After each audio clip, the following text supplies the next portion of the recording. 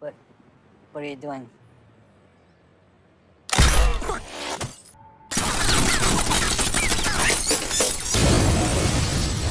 Halo semua, selamat datang di Alur Cerita Film. Kali ini Mimin mau ngebahas alur cerita film yang berjudul Lucky Day. Ya udah, tanpa berlama-lama lagi, mari kita masuk ke filmnya.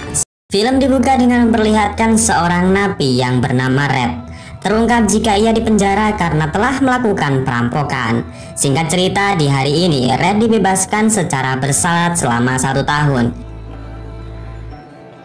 Di sana Red nampak sangat bahagia saat Nina, istrinya, menjemput kepulangannya. Kemudian saat di rumah, Beatrice, anak Red, juga sangat senang setelah 2 tahun menunggu kedatangan ayahnya pulang. Scene kemudian berpindah di negara Amerika, tepatnya di bandara. Terlihat seorang pria berjas rapi yang bernama Luke. Di sana petugas bandara sedikit curiga, namun pada akhirnya Luke dipersilahkan untuk melanjutkan perjalanan. Di dalam parkiran, Luke yang tidak memiliki kendaraan mencoba mencuri sebuah mobil yang berwarna kuning. Namun sayangnya aksi tersebut gagal setelah pemilik mobil mengetahuinya. Di sana sang pemilik mencoba menelpon polisi, namun Luke yang sadis langsung menghabisi pemuda malang tersebut.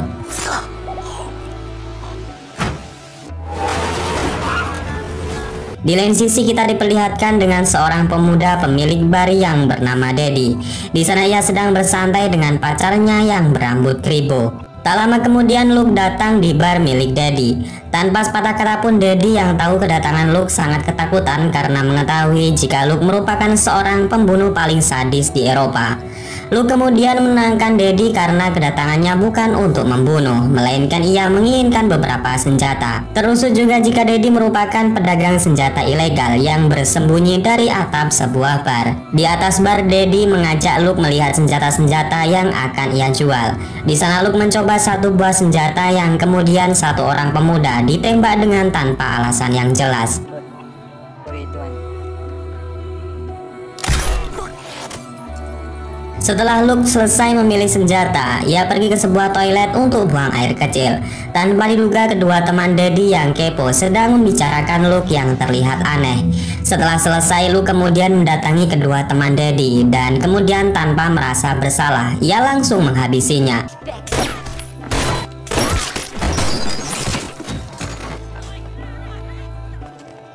Di lain sisi, Red yang sedang santai melihat dengan cermat lukisan dinding penjara yang dibuat oleh Nina, istrinya. Di sana Nina mengatakan kepada suaminya jika malam nanti ia akan membawa lukisan-lukisan ini ke galeri. Ia berharap semua lukisannya habis terjual.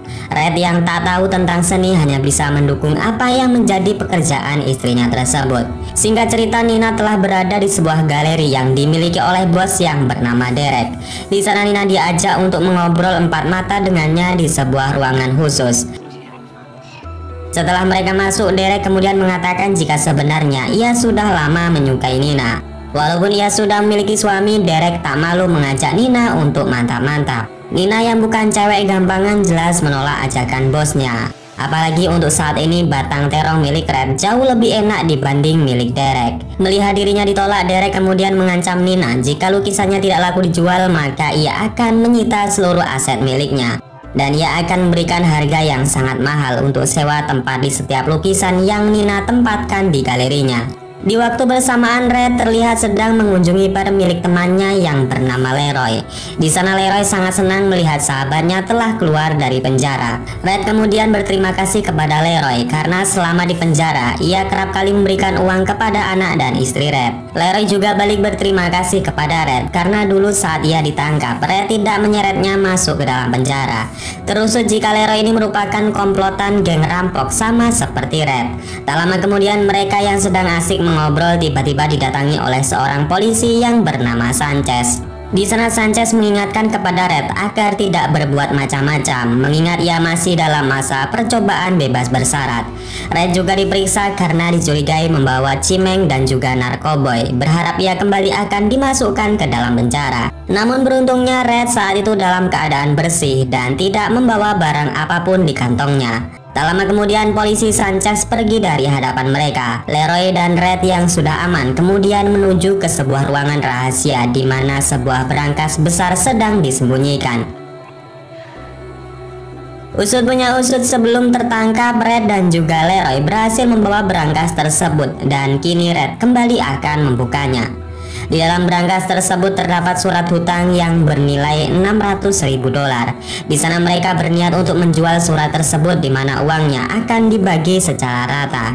Namun sebelum itu Red mengajak Leroy untuk pergi nanti malam ke galeri lukisan Nina. Leroy yang sudah menganggap jika Red merupakan saudaranya tentu mau dengan ajakan tersebut. Scene kemudian kembali menampilkan assassin barbar yaitu Luke, di mana ia kembali merampok sebuah mobil klasik di sebuah parkiran. Walaupun sudah diberikan mobil tersebut, Luke yang haus akan darah dengan tega langsung menghabisi pria tersebut. Saat beraksi dengan mobil yang barusan ia rampok, sebuah mobil polisi tiba-tiba mengejarnya dari belakang dan menyuruhnya berhenti. Di sana Luke lagi-lagi beraksi barbar dan menembak polisi tersebut dengan brutal sampai mobilnya meledak.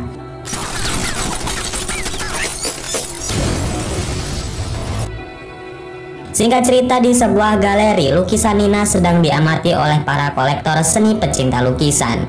Namun sayangnya para kolektor melihat lukisan Nina dengan sebelah mata. Mereka menilai jika lukisan tersebut tak bernyawa dan tidak memiliki seni yang mendalam. Mendengar hal itu, Red nampak emosi dan hampir mengajar para kolektor sombong tersebut. Namun tindakan itu segera dihentikan oleh Leroy karena nanti ia akan kembali dipenjarakan. Dan singkatnya, semua kolektor yang hadir di pameran tersebut tak ada satupun yang mau membeli lukisan karya Nina. Di lain sisi, Beatrice, anak Red yang sedang bermain game di rumah dan ditemani oleh pengasuhnya. Lolita kemudian menyuruh Beatrice untuk pergi ke kamar mandi untuk menyikat giginya.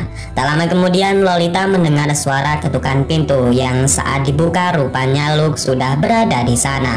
Luke kemudian bertanya di mana Red berada. Lolita kemudian menjawab jika Red dan istrinya sedang tidak berada di rumah. Luke yang tidak percaya langsung masuk dan berniat untuk menunggu Red di dalam rumah. Lolita yang tak tahu jika Luke ini pembunuh dengan beraninya mengusir keluar. Dan kemudian akibatnya hal yang sudah bisa kita tebak pun terjadi.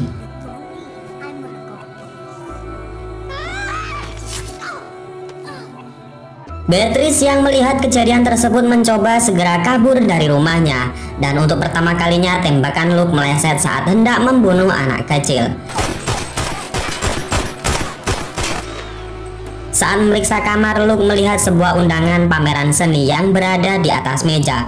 Luke kemudian menduga jika Red sedang berada di sana dan segera memburu mangsanya. Di lain sisi, Beatrice yang kabur ternyata menuju galeri di mana ibu dan ayahnya berada. Beatrice mengadu jika di dalam rumah ada orang jahat yang telah membunuh Lolita. Bersamaan dengan itu, Luke tiba-tiba muncul dan langsung memberondongkan peluru ke arah Red. Dalam insiden tersebut, Leroy yang berusaha melindungi temannya harus berakhir dengan tragis. Sementara polisi Sanchez yang kebetulan berada di sana langsung beradu tembak dengan Luke.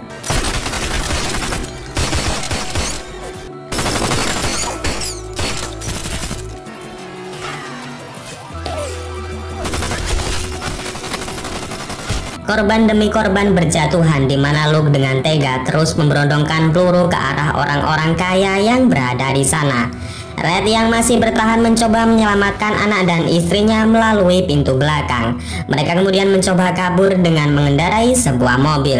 Namun sayangnya Luke juga berhasil mengejar dan meloncat di atas mobil. Red segera beraksi dengan menembaki Luke hingga mereka pun berhasil kabur dari sana. Setelah kondisinya aman, Red kemudian menyuruh Nina untuk mampir di toko milik Leroy. Nina bertanya apa yang akan Red lakukan di toko tersebut. Red kemudian menjawab jika mereka masih memiliki hasil rampokan yang disembunyikan di toko Leroy. Nina yang mendengarnya sangat senang di mana suaminya masih memiliki uang untuk membeli sembako yang sudah menipis. Setelah sampai di toko milik Leroy, Red segera masuk sedangkan Nina dan Beatrice menunggunya di dalam mobil. Red dengan cepat membuka berangkas tersebut dan memasukkan seluruh surat hutang di dalam tasnya. Namun Red kemudian dikejutkan dengan Beatrice yang datang secara ketakutan dengan Luke yang sudah menyandra Nina. Luke mengatakan jika dirinya sudah menunggu kedatangan Rex selama 2 tahun lamanya.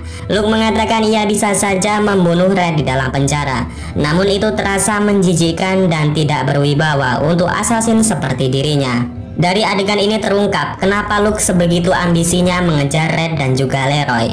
Diketahui jika adik dari Luke merupakan orang yang juga ikut merampok brankas tersebut, sebelum akhirnya ia meninggal karena tertembak polisi. Atas insiden tersebut, Luke sangat marah kepada Red karena ia adalah otak dari perampokan tersebut. Red kemudian menjawab jika hal itu merupakan kecelakaan. Red juga memberikan surat obligasi kepada Luke sebagai permintaan maafnya. Namun Luke menolak dan mengatakan jika kedatangannya adalah untuk balas dendam, bukan untuk meminta jatah rampokan. Dan kemudian Luke langsung menembak dada Red hingga ia pun jatuh tersungkur. Beatrice yang masuk ke dalam berangkas sengaja dikunci oleh Luke supaya ia kehabisan oksigen. Nina sendiri yang berhasil kabur memasuki sebuah lorong dan terus dikejar oleh Luke yang menginginkan nyawanya. Sialnya terowongan tersebut rupanya buntu dan di sana Nina mencoba untuk bersembunyi sampai di mana Luke datang dan terjadilah baku hantam.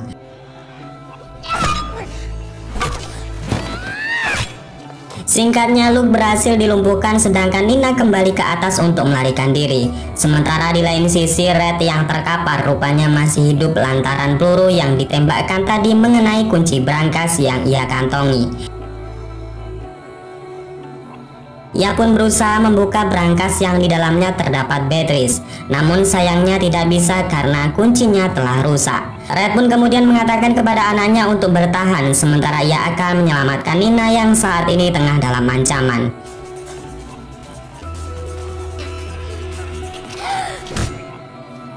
Nina terkapar setelah dihantam oleh Luke. Di sana Nina sudah pasrah saat Luke hendak membunuhnya.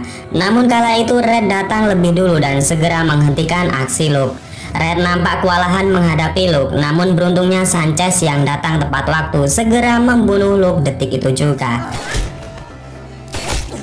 Luke yang sudah mendapat tembakan di beberapa tempat tak mampu lagi bertahan. Ia kemudian berniat mengakhiri hidupnya dengan meledakkan bom bunuh diri yang berada di tubuhnya. Beruntungnya bom tersebut tak sampai berdampak parah dan hanya membunuh Luke seorang diri. Surat obligasi juga terlihat terbakar akibat ledakan bom tersebut. Sanchez kemudian mengatakan kepada Red jika sebaiknya ia menyerahkan diri ke polisi. Namun sebelum itu Red memohon kepada Sanchez untuk diberikan beberapa waktu untuk menyelamatkan anaknya yang berada di dalam berangkas. Dan dengan keahlian yang dimiliki akhirnya Red berhasil menyelamatkan Beatrice.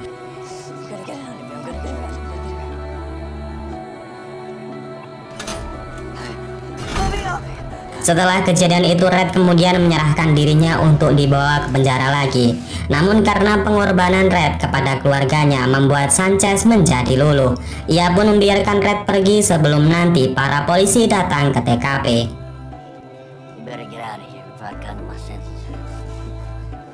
Beberapa hari kemudian terlihat jika keluarga Red kembali ke rumah dengan keadaan tenang. Mereka berencana untuk menjual rumah dan tinggal bersama dengan ibu mertuanya. Mereka terpaksa menjual rumah untuk membayar hutang kepada Darren. Namun tak lama kemudian mereka kedatangan tamu yang tak lain dan tak bukan adalah Darren. Bukannya menagih hutang, Darren justru mengabarkan jika lukisan Nina kemarin terjual dengan sangat mahal lantaran cipratan darah dari insiden penembakan. Bahkan Nina diberikan cek sebesar $1 juta untuk DP-nya saja dan kemudian film ini pun selesai.